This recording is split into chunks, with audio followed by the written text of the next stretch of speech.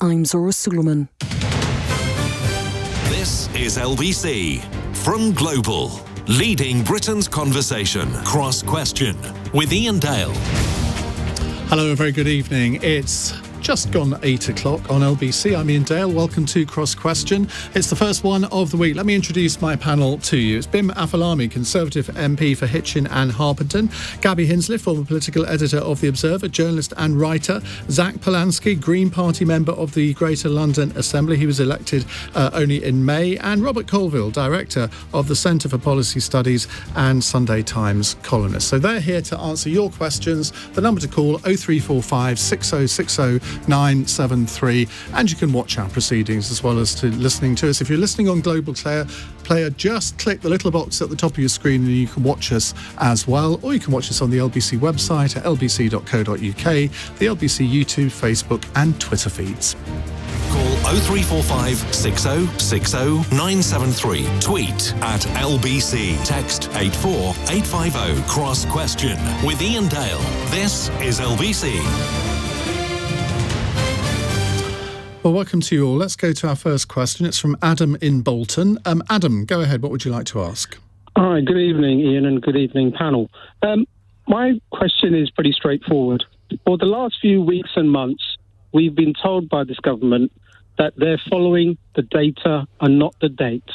How is it that the changing of a health secretary has brought the government to the decision that now the data doesn't matter and we are going to relax and open on the 19th of July? How does that happen? Gaby Hinsliff.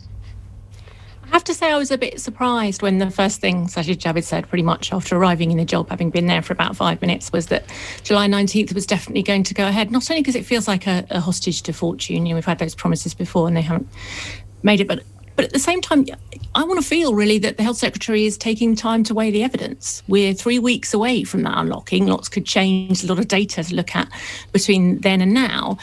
We need to feel that this is the decision that's being taken, on the evidence. And that's something that he seems to have chucked out of the window on day one. So we'll see if that remains the position, perhaps when he's got his feet under the table a bit more. But it does seem as if government is very determined to send a signal now that they will go ahead, come what may, on the 19th.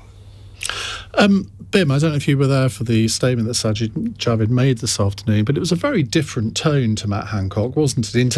Matt Hancock always seemed to be very reserved and very cautious about opening things up, and there were obviously conflicts with the Chancellor over that.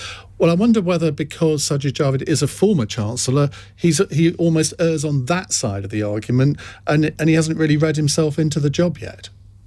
Well, I don't know. I mean, I think that I didn't see the statement in the House, though I have seen clips from it. From what I was able to see and pick up, it appears to me that what I think the new Health Secretary, Sajid Javid, is doing is he is taking what you might describe as a whole societal approach. He isn't just saying the only thing that matters is what, from what you might describe as a very narrowly health perspective, is the only thing. I think he's trying to take a broader approach than what I think many people felt was the previous Health Secretary's approach, which I think a lot of people felt, as you said, was perhaps in some ways overly cautious and overly focused on one particular metric, whereas there were lots of others. Which side of this debate do you fall down on? Well, personally, I think that it is very, very important that once we've vaccinated the vulnerable, and which we have, and we continue to vaccinate all adults, and I think that the jury is out around children. I think we'd have to look at the detailed sort of evidence for that. I think it's very important that we open up society as long as that does not lead to mass hospitalizations, which the data is showing us is not the case. The number of cases in and of itself is not of critical importance if those cases are not turning into serious illnesses or hospitalizations. And so far, that is not happening. And I think that we've seen quite a lot of evidence now, not just in the UK, but in other countries where their vaccination programs have done very well, like ours has. Israel is one example, but not the only one, that we can open up safely because we are going to have to learn to live with this virus in an endemic way over time. But given the quite high rise in the number of cases at the moment, isn't it rather irresponsible for a new Secretary of State to come in and just say, well, we're going to open up come what may?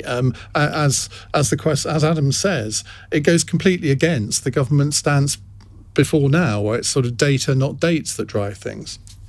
Well, we have quite a lot of data already. I think that's important. I mean, we have seen a lot of data about what the impact is on people who are vaccinated and people who are not vaccinated when they get this disease. And we know what that is.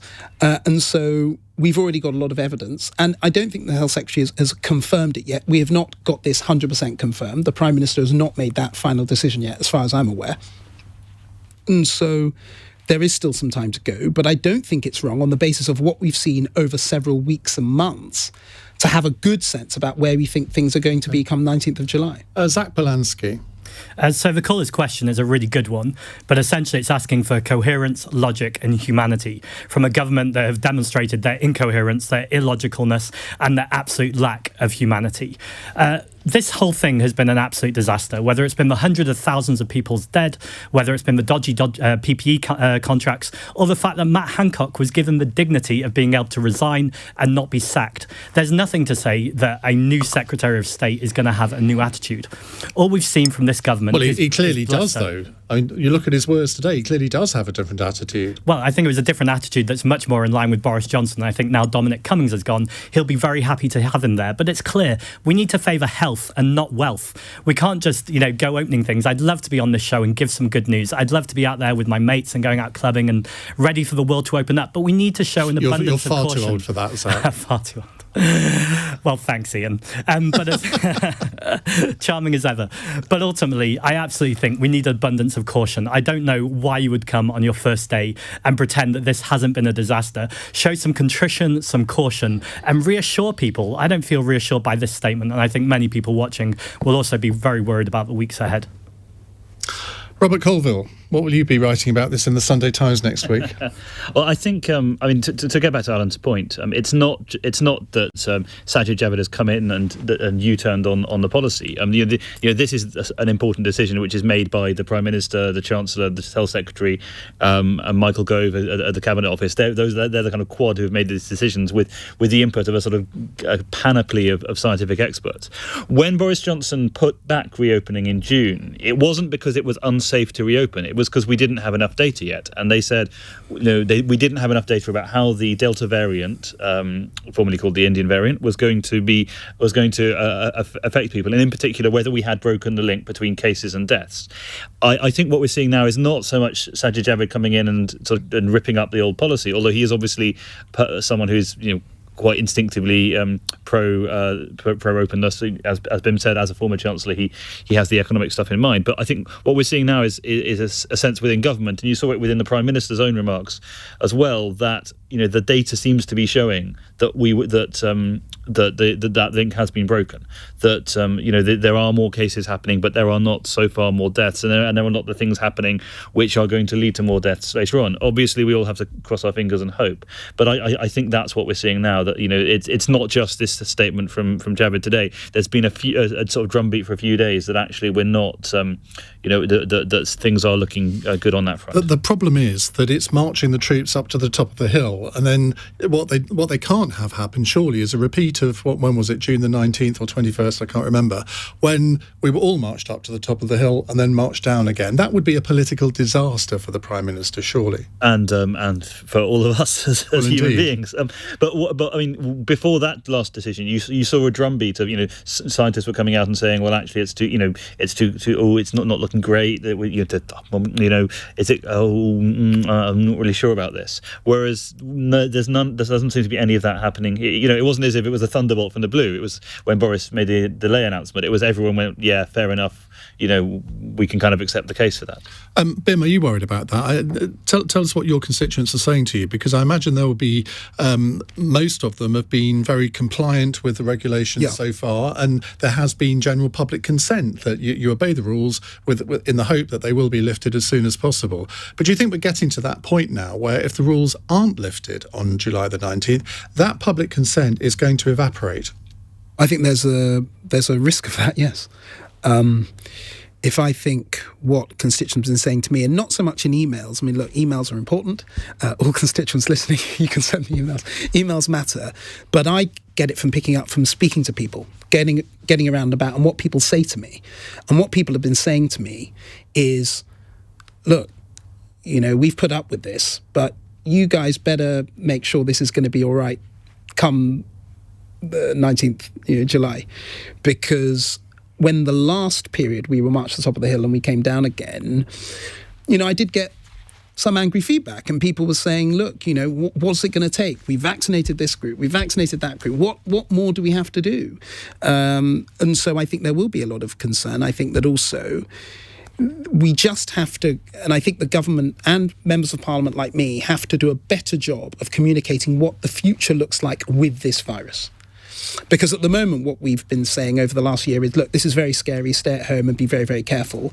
And if we're going to release, if not completely all, the vast, vast majority of restrictions, we're going to have to change how we communicate with people. And Zack, when you look at the effect of this on London, and I mean, let's talk about the nightlife. You mentioned clubbing, but you look at theatres, you look at live music venues.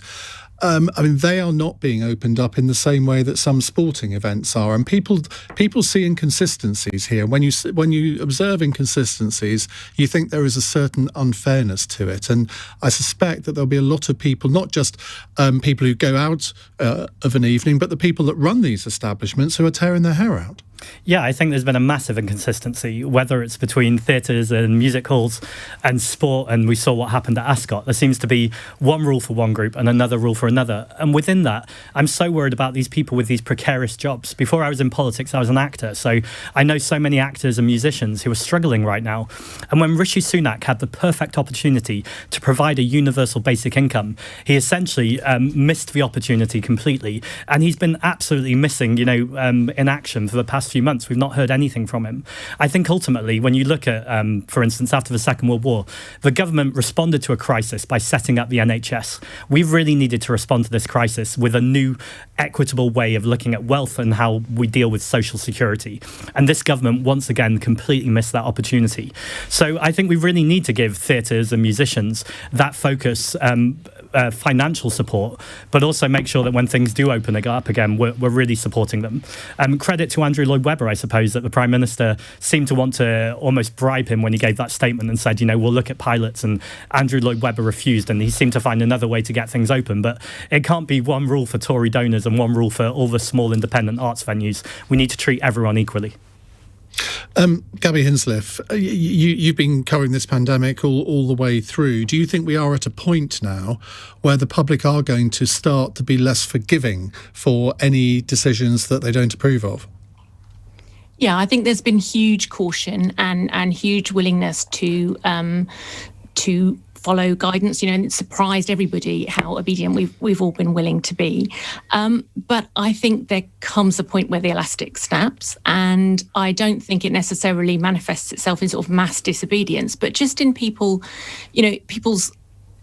willingness to do this stuff flagging. And the more people see, the thing I've heard more and more over the last week is, I can't go to my kids' school sports day, but however many thousand fans can cram into Wembley, or I can't have a wedding with more than 30 people, but apparently it's fine for Ascot to go ahead, or whatever it is. People are beginning to feel that that's unfair, and they are also, I wondered whether part of the reason that Sajid Javid said what he did this week was there was some suggestion that in the Chesham and Amersham by-election there was feedback that people didn't, were annoyed that the restrictions hadn't been lifted in June 21st, and that made them less likely to, less enthusiastic about coming out and voting Tory. I wonder if part of what we're seeing this week is a signal being sent ahead of the Batley and Spen by-election that, we've got it all under control, it really is happening, you can trust us this time. Because I think what people found so difficult last time, particularly businesses, was that the decision came at the last minute not to go ahead with opening on June the 19th. And you had literally, nightclub owners stocking their bars thinking we're going to be open on Monday, and not knowing right until the last minute that it wasn't happening. Your plans being thrown up in the air like that. I don't think people can take another one of those.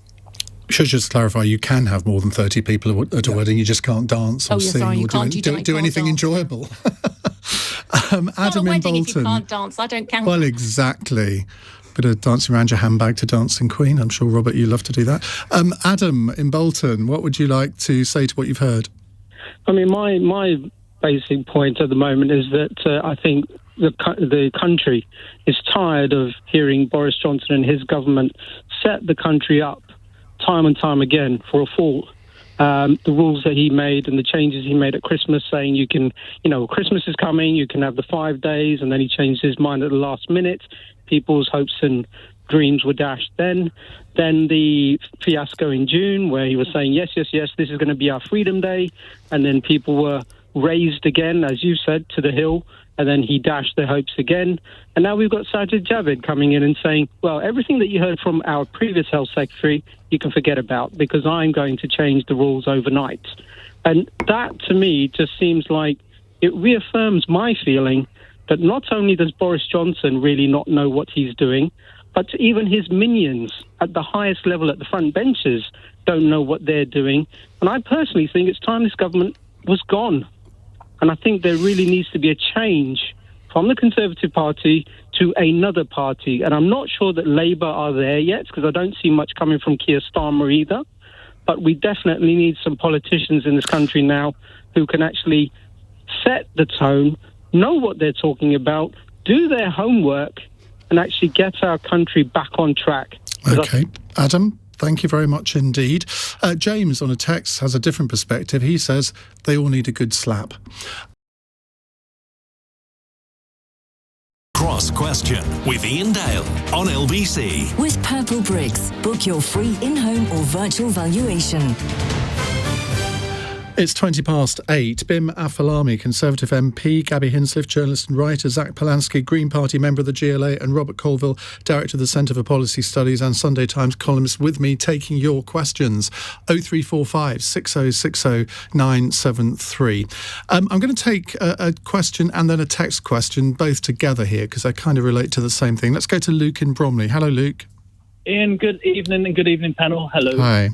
Right, my question is, on the basis of the discovery of the amount of corruption going on with Hancock's contracts, is it about time perhaps all the contracts that he signed as health minister should be relooked at, revisited, and perhaps retendered?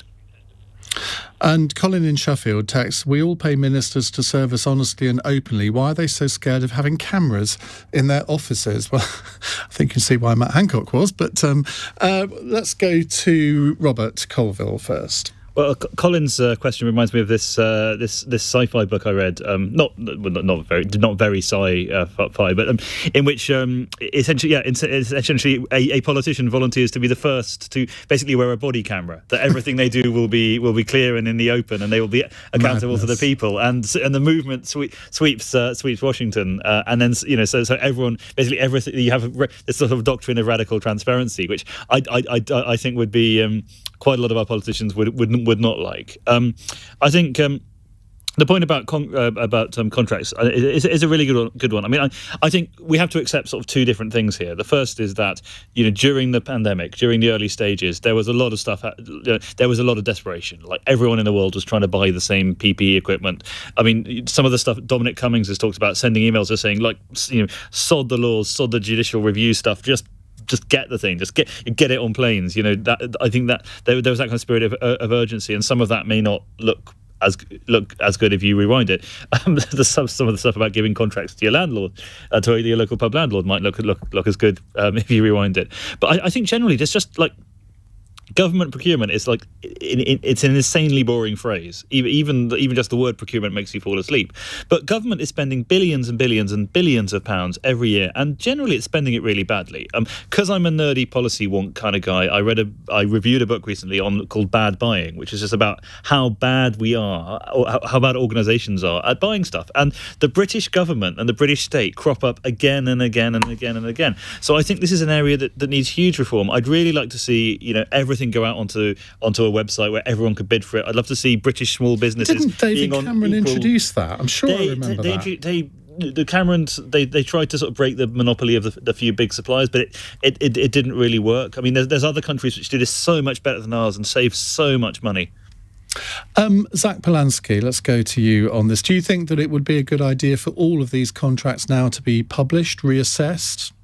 Undoubtedly, we absolutely need more transparency. And this is often dismissed as, a chimocracy, or sometimes it's, called cronyism. And it's not calling it what it is. It's absolute corruption. And Matt Hancock has history on this. When he was Secretary of State for Climate Change in 2015, he took £18,000 from the Global Warming Policy Foundation. He was never Secretary of State for Climate Change. For Energy and Climate in 2015. No. He was never in that, certainly not Secretary of State, and I don't think he was in that department. It's one of those awkward moments where I want Google in front of me. But essentially, I'll make another point rather than argue with Iain Dale on LBC, because I suspect that you might know what you're talking about. I'm now going to look him up, but I'm pretty sure I'm right. I'm going to have the best moment if I'm right, and I'm going to go out clubbing to celebrate. He was a business and enterprise minister, my producer Robbie informed. And I think from memory, he took money from someone who was involved in this foundation. He didn't take money from that particular foundation. Okay, there we go. But essentially, this is looking at who receives the money. Now, whether Matt Hancock took that money or someone else, we know for a fact that ministers and MPs frequently take donations during political campaigns from think tanks and from groups that have nefarious purposes. Sometimes they have good purposes, but ultimately... Think tanks do not donate to... I run a think tank. Think tanks don't donate to government. Well, as you'll know, Robert... Don't donate to politicians. It's just literally not what they do. Hold on there, Robert. The think tank might not, but people involved with the think tank certainly find routes to do it. And we know that money is all involved in politics. Now, this is essentially about transparency and accountability, and it's about making sure that every single local representative of that constituency is answerable to their constituency, and they know exactly where that money is coming from and what it's being spent on. And ultimately, we need to look at every single one of those contracts to make sure there isn't a revolving door, and also that when ministers leave the government, they don't go and work for the companies that they've just made decisions on. I mean, this is clearly common sense, and it just wouldn't happen in any other business, yet it seems to be rife throughout our British government. Have you got a camera in your office that you know of? Not that I know of, but you'd be very welcome. I mean, it'd be very boring. It'd be me on my laptop, mainly. We're going to have a score draw on our little conflict there, because he was Minister of State for Energy, but he wasn't Secretary of State. So I'm going to take that as a win. Shall we call that 1-1? Well, I'll say 2-1. Just like England, they just beat Germany. All right. Gaby Hinsliff. I just want to know if he had a camera in his office when he was Minister for Energy/Climate Change. But anyway, I think there is sort of two things you have to separate out here. One is what Robert was talking about, which is I think people understand that in a pandemic, in a national crisis, you may sometimes cut through the red tape, and you may sometimes take shortcuts that you wouldn't take otherwise, and it's not necessarily a bad thing to have done that. But again, it's also not necessarily a bad thing that the system can then go back afterwards, crawl over those contracts retrospectively, including seeing them challenged in the courts as we have recently, and decide whether or not it was justifiable to break the rules. But I think there's a difference between that kind of emergency commissioning in a pandemic and what you've seen too often from this government, which is just a kind of slapdash, the rules don't apply to us, we can do what we like. We've seen it again this week with the revelation of how many ministers, Matt Hancock included, corresponding by private email accounts, using the sense of government being conducted by WhatsApp, and Dominic Cummings sending angry texts to the Prime Minister at midnight. These are very casual ways of doing business. And while it sounds a bit almost prim and proper to stand here and say, why didn't you send it via your government email account? There's a reason to this. It's not only the fact that government comms have to be secure, it's that eventually at the end of this, there's going to be a public inquiry. And you want all that information to be discoverable. You want to know exactly how, and go back line through line, how decisions were taken. And at the end of the day, all this boring, nerdy, sort of slightly prim-sounding process stuff really, really matters. It's about how public money is spent and decisions are taken in the public interest. And the whole point about the cameras, Colin says, why are they so scared of having cameras in their offices? Well, I can't think of anybody that I know that has a camera in their office recording their every move. I'm not sure I'd want one. I've got a camera. Well, you literally have a camera in your office, Iain. Well, I do. I have lots of cameras in this studio. You're absolutely right. But I'm not sure that it really... Anyway, Bim. Well, just on cameras, I mean, if we want to live in that sort of world, we can. But that doesn't appear to me to be the sort of world that most of us want to live in, where you've got cameras monitoring our every move 24/7 for everyone. But I think the broader point, the more serious point around contracts, I think it's very, very important. When I first got to Parliament, I sat on something called the Public Accounts Committee that works very closely with the National Audit Office. And I'm willing to say on record, these are some of the most able, dedicated civil servants that I've had privilege to know. And these are people who really have looked at the procurement in relation to these health contracts. And what they have come to the conclusion, and National Audit Office doesn't answer to government, they can say what they like, and they've been very critical of government many times in the past. What they've come to the conclusion of is that though some contracts in hindsight appear to have spent too much public money when trying to get very scarce materials such as PPE at the height of the pandemic, they did not find any instance of impropriety when looking at any of the contracts. So the contracts you're talking about, every single one signed by the Department of Health has been looked at by the National Audit Office. And so I think that's a really important point to put on the record. In relation to the broader point around how government procurement works, I agree with Robert that government procurement has long been a mess in this country. It is very, very difficult.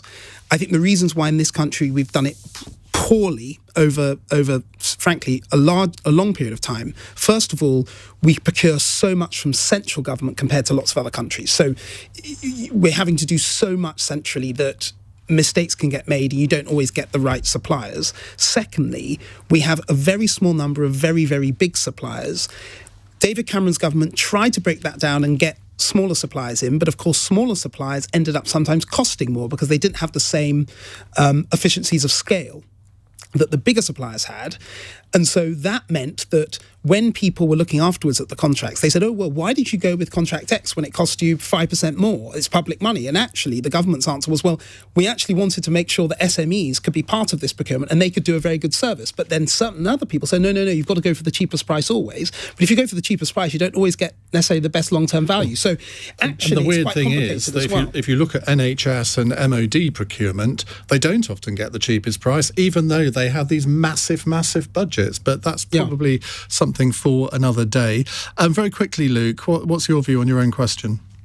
Ian, what I've learned about business is people do business with you when they like you, when they trust you. I believe politicians introduce integrity. People will like them and trust them. I think it's important.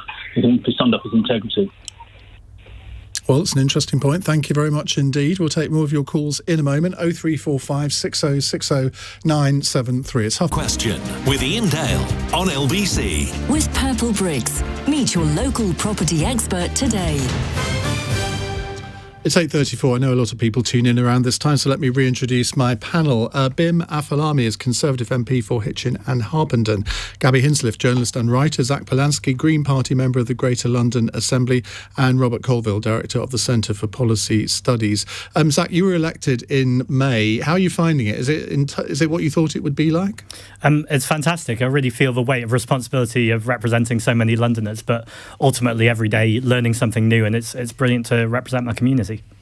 And is there a lot of cross-party cooperation on the GLA, or is it very, very party political? I get the feeling there's a lot of sort of, what's the word? A lot of animosity between the Conservatives and Labour, but how do you and the Lib Dems fit into that? Well, the London Assembly is one of the unique bodies in British politics that actually we have to work collaboratively. We're not an administration, we're a scrutiny body. So actually we're always working together on various committees. I chair the Environment Committee, and that's really interesting because obviously it's COP26 this year and there's masses that needs doing.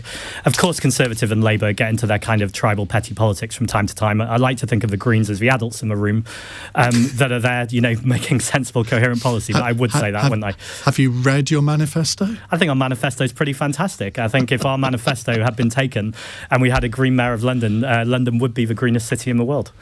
I asked for that. Right, fantastic does have two meanings, of course. That's very true. Let's go to our next questioner to dig me out of this. It's Simon in Wootton under Edge in Gloucestershire, which sounds very idyllic. Simon, what would you like to ask? Thank you, Ian. I'd like to ask, was silence golden for Keir Starmer before Matt Hancock resigned? And is it now time for the Labour leader to become more vocal? Zack, it was slightly odd that we didn't really hear anything from Keir Starmer on this until I think a soundbite on the news last night. I mean, slightly odd seems a polite way to describe Keir Starmer's leadership. I'm a polite person. Yeah, well, indeed. So it's all good to be polite, but ultimately, Keir Starmer has been missing in action for years now, ever since he's been elected. He seems to make decisions slightly afterwards, and when he does make decisions, he always seems to be struggling between this red wall kind of discourse and looking back to the label tribal roots and just trying to work out where exactly he stands. And I think it's quite clear that Labour, for a few years now, aren't really standing for anything. And this is is an obvious point to say that the Green Party did really well in the local elections, and that just wasn't from disenchanted Labour voters. It was also from Conservative voters too. I think the old two-party tribal politics, people are sick of, and actually they're looking for something different. And you asked me about the Green Party manifesto, but I think it's not just for manifesto, but actually the fact the party is rooted in its community and is listening to locals. We're hearing time and time again that people feel like we're representing them. I think that's something that Labour has lost. I think maybe it was there initially, but I think Keir Starmer just seems absolutely out of touch with what people in the actual constituencies are thinking and feeling. Bim, now you could come out with the sort of normal party political knockabout stuff, or you couldn't. I don't normally do that. No, you don't. That's very true. I mean, Keir Starmer he's a curious fellow in many ways. What do people know about him? We know that he's a highly capable lawyer. He's proved that in his career. We know that he's actually, my own personal interactions with him have always been very pleasant. He seems like a genuinely nice person, and frankly, that's not always a given in politics. But I think his core difficulty is that I just don't know really what his politics are. And what I mean by that is not that, I mean, he's broadly left-wing. I think that's true, and that's been true throughout his life. But I'm not really sure what he really believes, what his vision is for Britain, and I don't really think he's been able to communicate that. Well, to be fair to him, there's been a pandemic on. It's not something that, I mean, I never thought we were going to get a whole raft of policies from him until this was all over, because frankly, no one would take any notice. No, I agree, but I think actually, if you forgive me, it's not per se a policy suggestion. You'd spend a few weeks working with some very clever people in the Labour Party, they could come up with policies. It's more that emotional connection that you have with people to show people what you really believe and what you're about. The Prime Minister, I think it's fair to say, is not a sort of walking think tank in terms of policies. But what the Prime Minister does... Is that an understatement? Well, what the Prime Minister does incredibly effectively is he gives people a sense of the sort of Britain he wants to build and what he wants to achieve. And that vision is what people buy into. And then the policy comes in afterwards. And I think the problem with Keir is he doesn't seem to be able to do that. And that's why both the left and the right of his party, some of them trying to bring back Tony Blair, I keep hearing. I think, to be fair, that's Lord Adonis. That's true. But I think that's why both the left of his party and the right are impatient with Keir. It's not because they don't like him, it's because they can't see what sort of Labour or what sort of Britain he wants. And I think that's his core problem. Gaby Hinsliff, you've been observing Labour leaders for many, many years. What do you make of Keir Starmer? How many years there? No, well, I genuinely don't know. What do you make of his first 15 months in office? Do you think that, given there's been a pandemic on, could he have cut through any more than he has? I think it's been a year very much of two halves. You know, if you think back to summer last year when the Tories seemed to be in trouble and, you know, the pandemic was really denting their popularity with the government, and Keir Starmer suddenly looked, I mean, okay, slightly low bar here, but compared to Jeremy Corbyn, looked like a sort of triumph of grown-up party management, and it was all going very well. And suddenly that ran out of steam. And the second half of the year has just felt floundering, really. It's felt, I think Bim's right, it's felt as if he cannot somehow project to people who and what he is in a way that, you know, that goes beyond policy. I mean, the Labour Party doesn't, as you say, doesn't have to have lots of policy at this stage, but people feel they know who Angela Rayner is or what she stands for. They feel they know who Jess Phillips is or what she stands for. They certainly felt they knew who Jeremy Corbyn or John McDonnell were. And there is a sort of slipperiness around Keir that people, even people who are close to him, find it quite hard to pin him down as to what he thinks on key issues. And now you get the sense very much, I mean, staying out of commenting on Matt Hancock was one thing. You could say there's an argument that, you know, when your enemy is embarrassing themselves, you just leave them to it. There's no need to get involved, particularly when it comes to it's to do with someone's private life. And he's been very embroiled in this sort of internal reshuffle of half the leader of the office's staff leaving in the last week. But it goes bigger than that. It's bigger than Matt Hancock. It's this sense that he's almost frightened to say something because almost whatever he says upsets some half of a very divided, factionalised Labour Party, or will play wrong in some part of the country. He's trying to sort of organise disparate groups of Labour voters who are coming from very different places, or should probably say former Labour voters rather than current Labour voters in some cases. And almost anything he says, almost any side of the fence that he comes down on is going to upset someone. And he hasn't found the overarching big purpose, which allows him to. I mean, Tony Blair was a divisive presence for the Labour Party. He upset, parts of it, on a weekly basis. But he had an overriding purpose that the party felt it could get behind. And it's not clear what that is for Keir Starmer. I know he wants to win, but how, for what purpose, isn't clear. Dean in Swansea has texted to say, if you can't find Keir Starmer, just look for the nearest fence. He will be sitting on that. Cruel, but... Robert Colvile, I was fine with Keir Starmer. When you watch him on things like Piers Morgan's life stories, he comes over as actually a very nice, compelling individual. I did an interview with him some time ago with Jackie Smith for 10 or 15 minutes, and it wasn't really political, and he was very funny, and I think he came across brilliantly to people. But when he's doing political interviews, he just can't quite convey it, can he?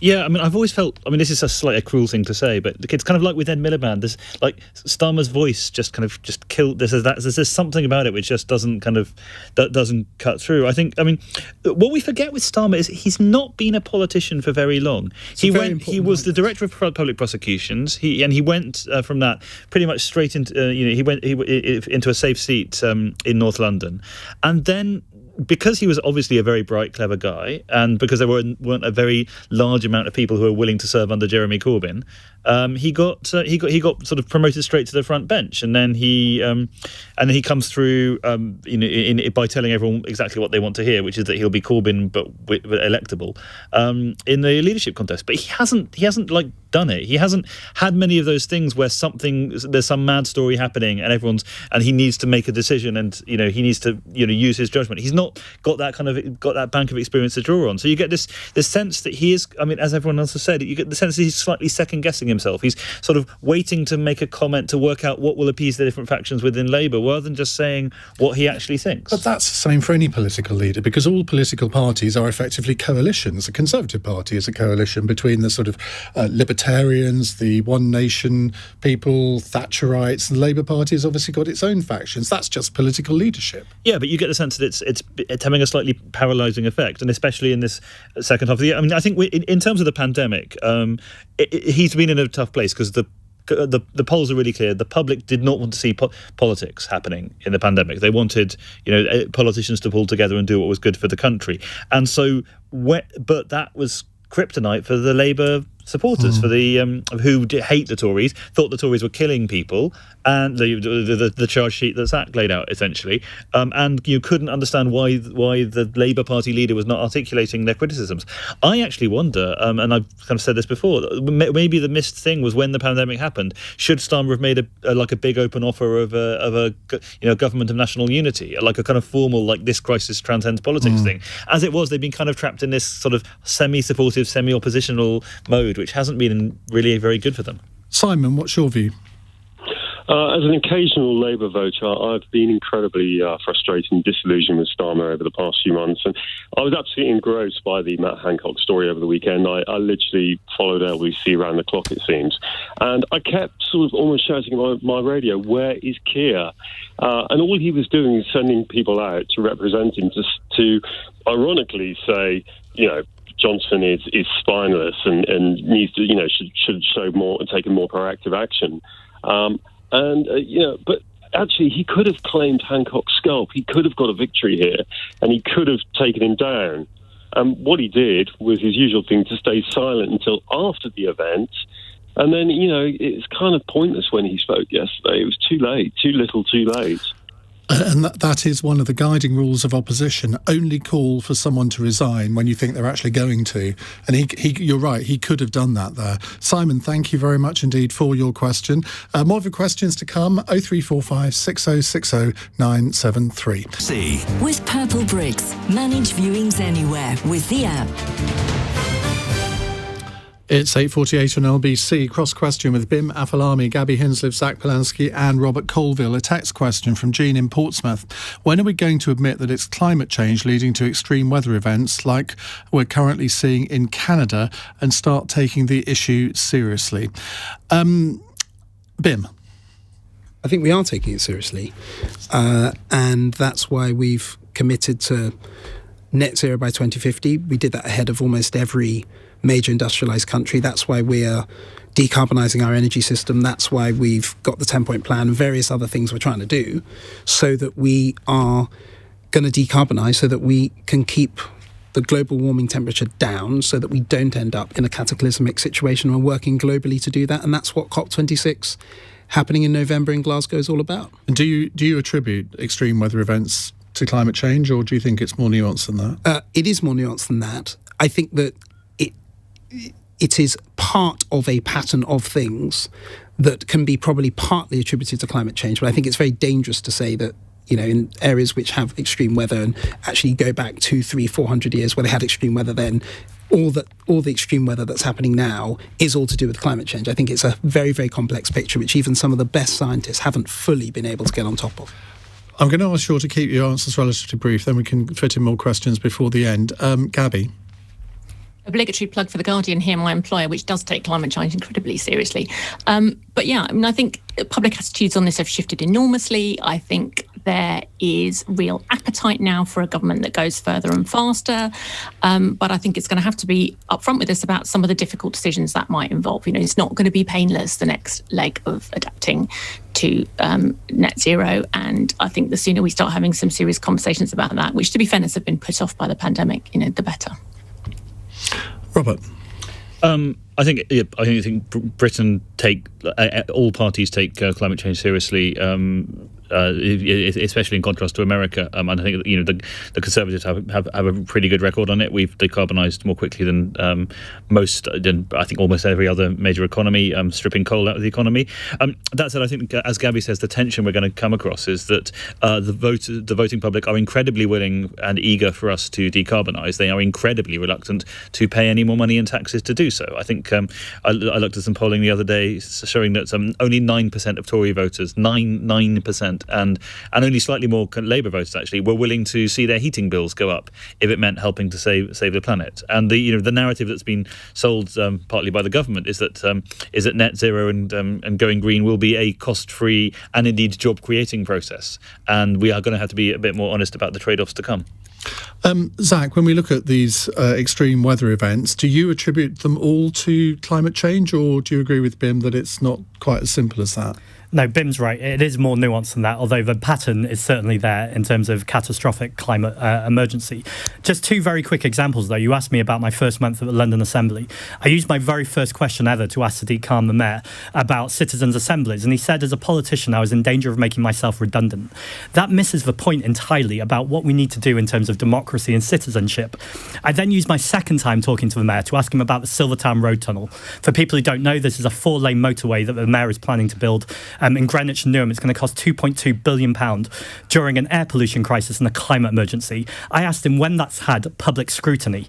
He said to me, well, I just won an election. Apart from this new road didn't appear even once in his election. It's this complacency towards getting to net zero by 2030, which is leading us on the road to disaster. We need to start taking this seriously, have a Green New Deal and make sure we've got a just transition, because there's no environmental justice without social, racial and economic justice too. Has this government surprised you in any way on its green agenda? Because, as Robert said, it has decarbonised more quickly than most, I think virtually every other developed country.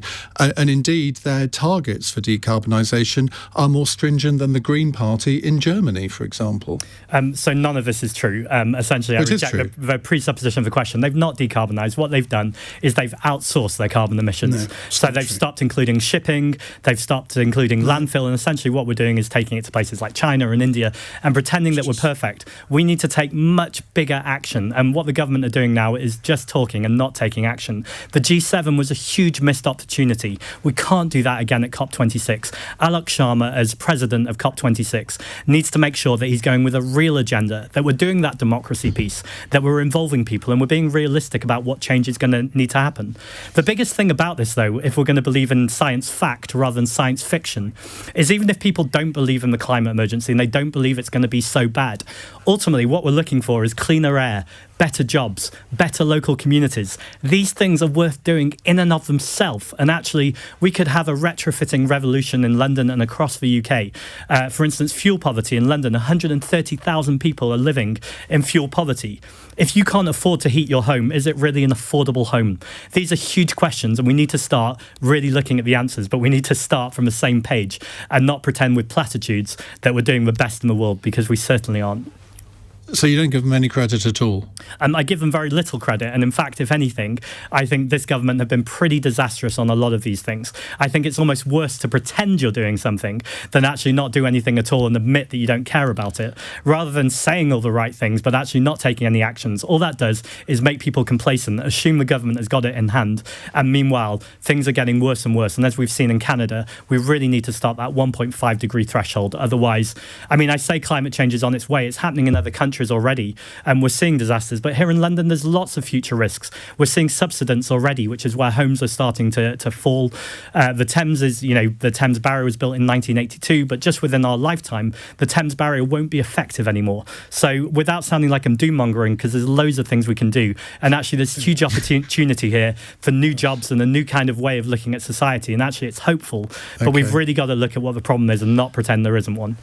Jay on a text says China is 1,000 times more polluting than the UK. Why not bully them into submission instead of us? Let's move on to Tony in Doncaster. Hello, Tony. Hello, Ian. Hi, what would you like to ask? Michael Gove, Priti Patel,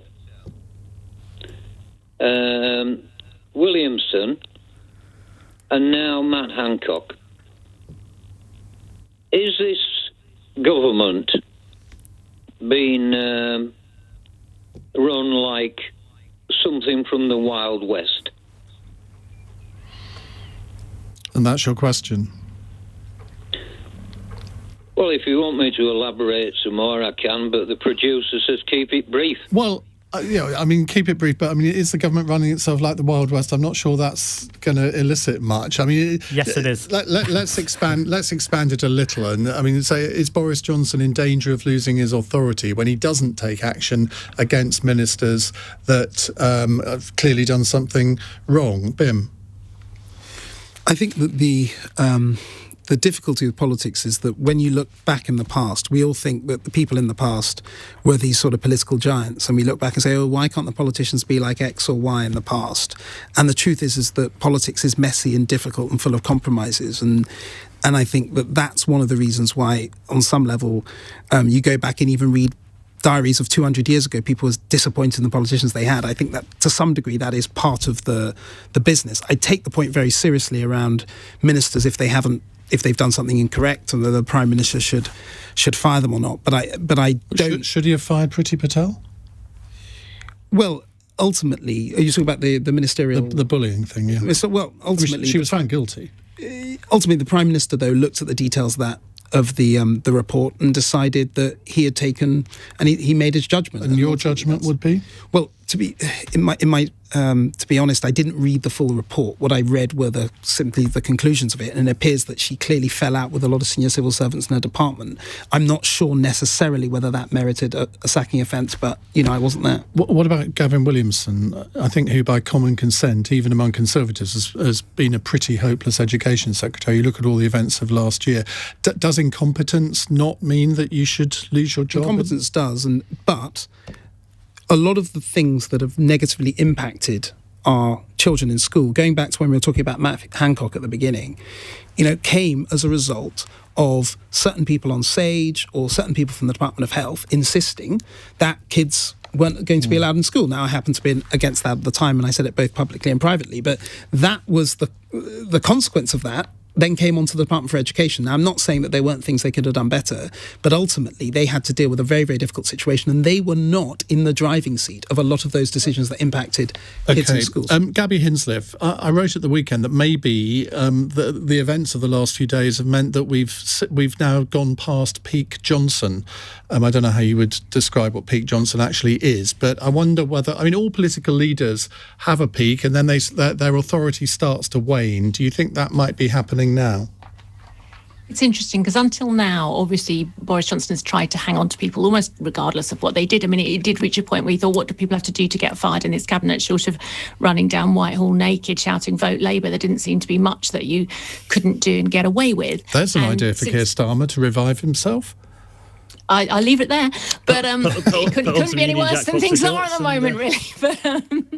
But I think, and you know, the fact that Matt Hancock finally resigned over something feels like, well, at least we now know what the limit is, except, of course, we don't know where Boris Johnson's limit is, because Boris Johnson said, you know, fully less than 24 hours before Matt Hancock resigned, that he'd accepted the explanation and the matter was closed, and that was that. And then, as far as we can tell, Matt Hancock fired himself. So we still don't know what would have been Boris Johnson's limit, and we know only that Matt Hancock decided to do what many people would regard as a decent thing. So does that mean it's an odd situation to say that someone's authority has disappeared because they have chosen not to fire someone? Normally you expect to see sort of weak prime ministers bullied into taking a decision.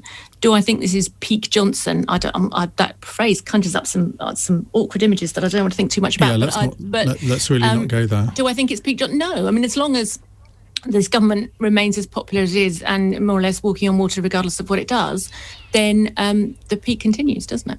OK.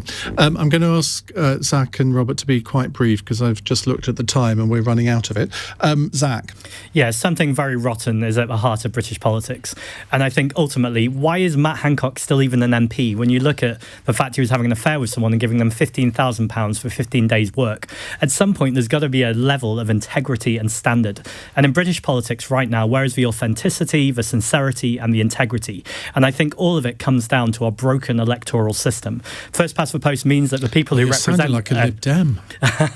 Well, I think the Lib Dems are right on this, actually, and the Green Party also, that essentially we need proportional representation.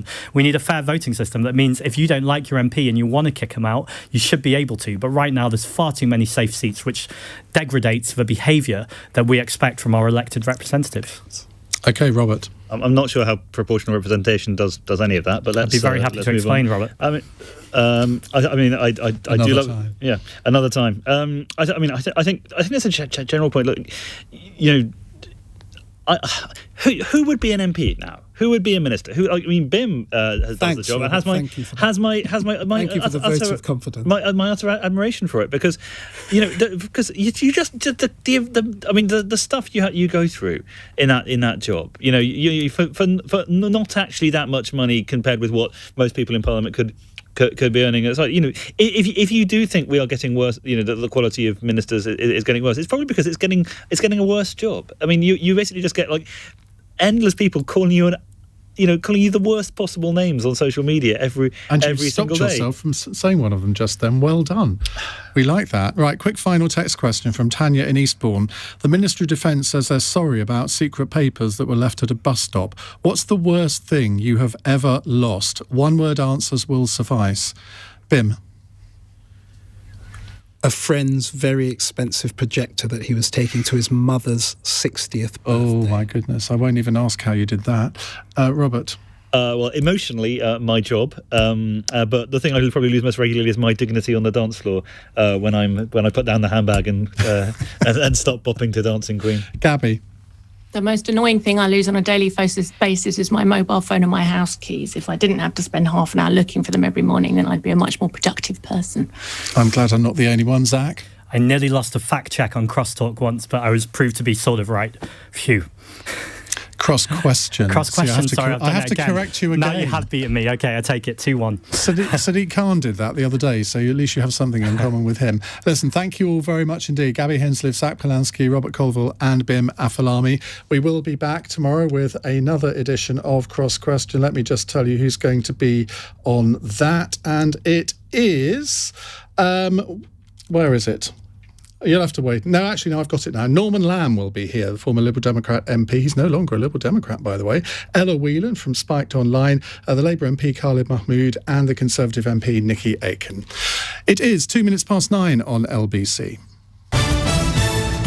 On your radio, on Global Player, and Play LBC. Leading Britain's conversation. This is LBC. From Global's newsroom, I'm Zora Suleiman. The new health secretary says he can see no reason why England's coronavirus restrictions can't be lifted as planned on the 19th of July. Speaking